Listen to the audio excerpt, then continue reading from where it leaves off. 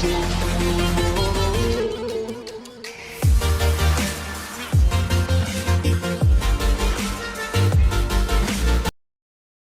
guys, welcome to my YouTube channel. Hope you're all doing well. Today our topic is present continuous tense, and I think it's very interesting and easiest of all the tenses. So keep listening. First of all, मैं आपसे ये पूछूंगी कि word continuous जो है इसका क्या मतलब है.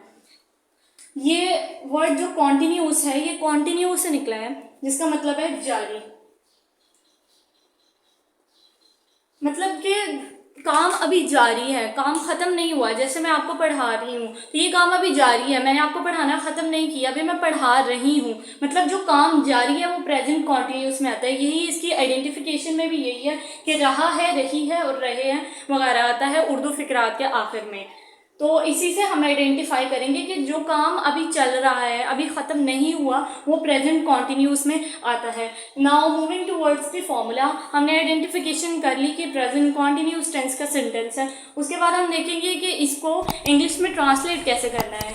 उसके लिए हमारे पास एक फॉर्मूला है कि सबसे पहले आएगा सब्जेक्ट. जैसे मैंने आपको पहले बताया था कि सब्जेक्ट होता है काम करने वाला, तो सबसे पहले आ गया हमारे फॉर्मूले में सब्जेक्ट. उसके बाद आएगा हेल्पिंग वर्ब. एच का मतलब हेल्पिंग वर्ब. हेल्पिंग वर्ब हमारे पास कौन कौन से हैं? इज, एम और आर.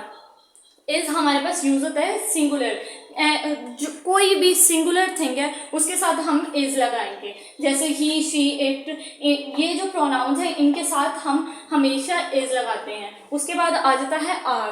आर हमेशा लगता है प्लूरल के साथ या दे या वी के साथ हम लोग लगाते हैं आर. उसके बाद आ जाता है एम. एम हमेशा लगता है आई के साथ ही, तो आपको पता ही होगा. उसके बाद हम देखते हैं first form of verb. Present indefinite में भी first form of verb use हुई थी और प्रेजेंट कॉन्टिन्यूस में भी first form of verb he use हो रही है. लेकिन इनमें फ़र्क क्या है कि प्रेजेंट इंडेफिनिट में हम एस या ई एस लगाते थे फर्स्ट फॉर्म के साथ, लेकिन प्रेजेंट कॉन्टिन्यूस में हम आई एन जी लगाएंगे.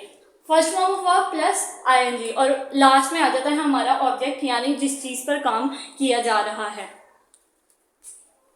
इस तरह हमारा फॉर्मूला बन गया सब्जेक्ट, उसके बाद helping verb is am are, उसके बाद फर्स्ट फॉर्म ऑफ वर्ब, उसके साथ हम आई एन जी लगाएंगे और उसके बाद आ जाएगा हमारा ऑब्जेक्ट. अब हम इसकी एक एग्जांपल देख लेते हैं, उसको हम अपने फॉर्मूले के अकॉर्डिंग इंग्लिश में ट्रांसलेट करेंगे. इसकी एग्जांपल है मैं क्रिकेट खेल रहा हूँ. अब हम इसको ट्रांसलेट करेंगे अपने फॉर्मूले के अकॉर्डिंग. तो इसमें सबसे पहले हम देखेंगे कि सब्जेक्ट क्या है. सब्जेक्ट है मैं, मतलब आई, तो हमने लिख दिया आई. उसके बाद आ जाएगा हेल्पिंग वर्ब. पहले मैंने आपको बताया कि आई के साथ हमेशा एम यूज होता है, तो हमने हेल्पिंग वर्ब लगा दिया एम. उसके बाद first form of verb cricket खेलना. खेलना की क्या इंग्लिश होती है? प्ले. हमने लिख दिया प्ले और उसके साथ आई एन जी हमने लगा दिया, तो प्लेइंग बन गया. उसके बाद आ जाता है हमारा ऑब्जेक्ट. ऑब्जेक्ट क्या है? वो क्या खेल रहा है? क्रिकेट खेल रहा है, तो एंड पे आ जाएगा क्रिकेट. मैं क्रिकेट खेल रहा हूँ, आई एम प्लेइंग क्रिकेट. और लास्ट में ये एक आपको मैंने सेंटेंस दिया है, आपने इसको इंग्लिश में ट्रांसलेट करके मुझे कमेंट बॉक्स में बताना है ताकि मुझे पता लग जाए कि आपको समझ आई है या नहीं आई. एक एग्जाम्पल की है इसकी, इसी का हम नेगेटिव और इंटरोगेटिव भी देख लेते हैं कि वो कैसे बनेगा. तो उसके लिए नेगेटिव के लिए हम देखेंगे कि सबसे पहले आएगा सब्जेक्ट एज यूजुअल, उसके बाद आ जाएगा हेल्पिंग वर्ब आई एम.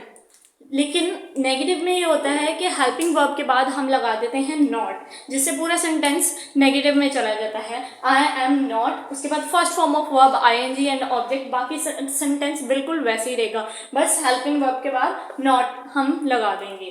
तो सिंपल सेंटेंस था आई एम प्लेइंग क्रिकेट, नेगेटिव में आएगा आई एम नॉट प्लेइंग क्रिकेट. उसके बाद इसका आ जाता है इंटरोगेटिव.